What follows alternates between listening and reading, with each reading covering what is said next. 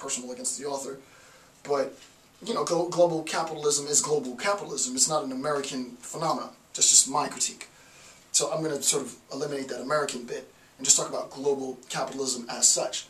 The manifestation of global capitalism is, according to the author, parasitic on indigenous populations. And what it does, global capitalism, is that it moves the bodies of indigenous populations. It destroys the community of indigenous populations in order to procure what it needs in order to generate more capital.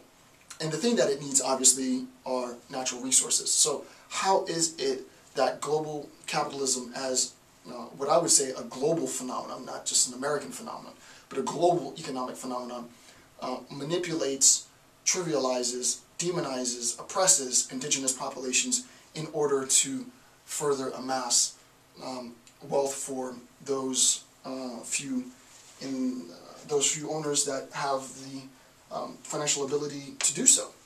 So let's look at this, but let's, as always, situate it both conceptually, but within the historical assessment. And of course, you guys know I'm not a big, I say this in video series after video series, I'm not a historian. I think history is amazing. I think it's very, very important, but that's not what I do. What I do is I look at the historical facts, extrapolate from those facts the requisite concepts that are needed, and then I don't have to talk about the historical facts. So it's not going to be a history lecture on sort of the rights or the fight for rights by indigenous populations throughout history. That's not my interest at all. Rather, we're going to look at the historical facts, historical events, and extrapolate from that the requisite concepts and the introduction of concepts, and look at the evolution of those concepts from past to present. That's what we're doing. So the role of International Labor Organization. We'll look at the role, so we're trying to ask this question.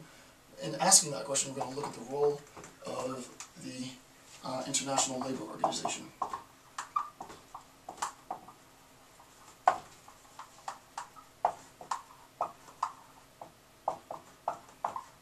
And this will be abbreviated, the, if I could write tonight, ILO.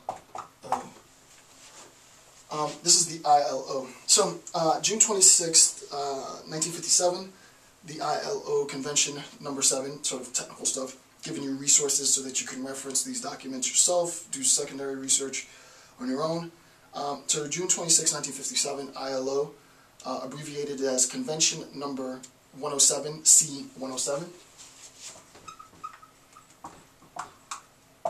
Number 107 of the ILO will be abbreviated as C107. Okay. Quote, performed the valuable task of inscribing for the first time, this comes out of the text, referencing the convention, performed the valuable task of ascribing for the first time in international law the category of indigenous and tribal peoples, whom it correctly represented as deserving special attention.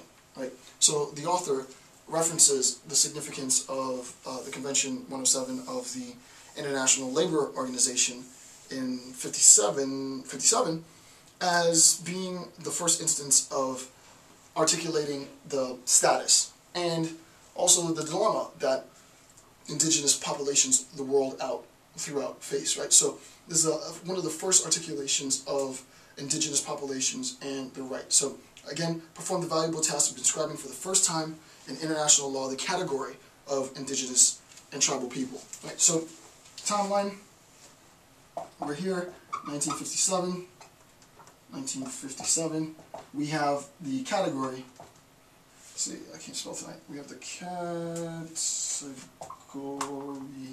of INDIGENOUS. We have the category of indigenous and tribal people. And then obviously, we're going to see how this category, right, emphasis not on history, more on concept, we're going to be interested in looking at the category, right, of indigenous populations, pros, cons, benefits, complications, and such, but we'll sort of extrapolate that slowly. One I, right,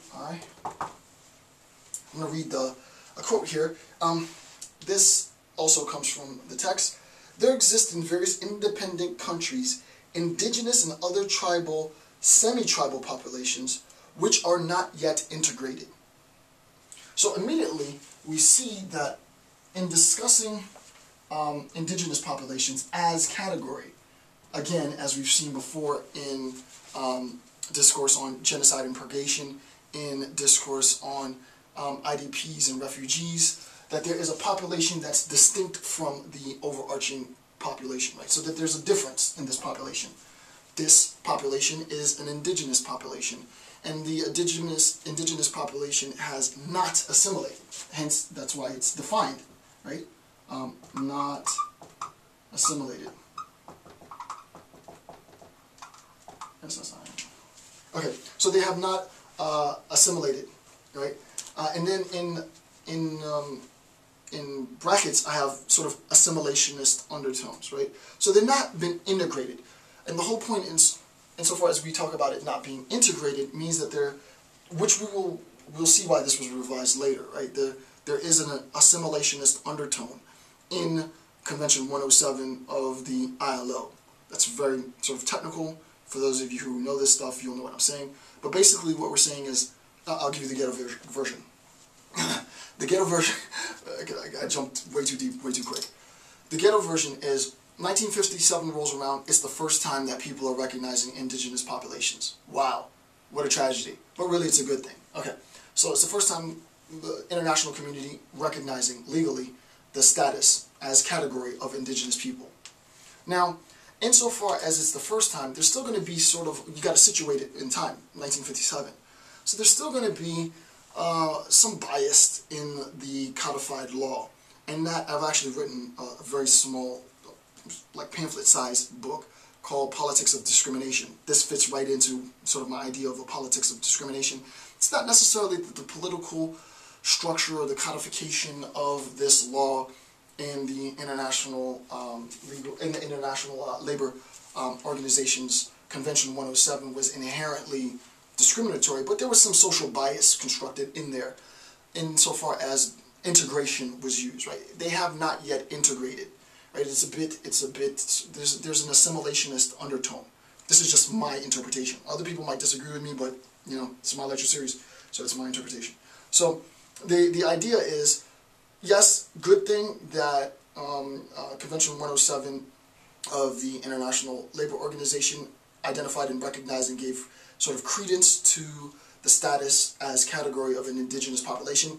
Bad thing that there was an assimilationist undertone in interjecting sort of this, they haven't yet integrated, right, into the national community, and whose social, economic, and cultural situations hinders them from benefiting full from the rights and advantages enjoyed by others in the population. And I give you a link to the reference. So, good and bad thing.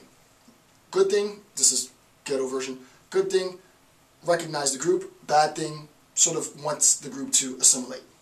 Okay. The author, however, notes, with respect to ILO C-107, was the following, right? Well-intentioned but decidedly assimilationist, right? Very exactly what I was saying, right? Very well-intentioned.